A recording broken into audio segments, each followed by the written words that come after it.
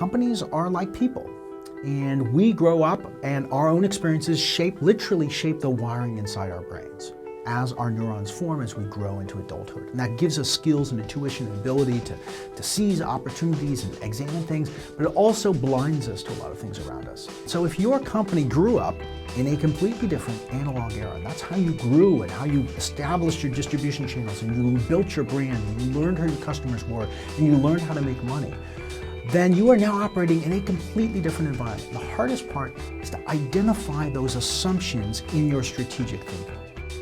How do we learn to adapt and evolve our business in a way that we are going to continue to grow in the digital age, an economy that is so characterized and transformed by these successive waves of digital technologies? Now that challenge is fundamentally different, what I would call a digital transformation, from starting a new business. To say we have a company that's already in existence and we need to transform. We need to figure out how do we move into this next future. It's not about what technology you're using and how you deploy it and all those sort of aspects. The hard part is actually about strategy, about leadership, and about new ways of thinking.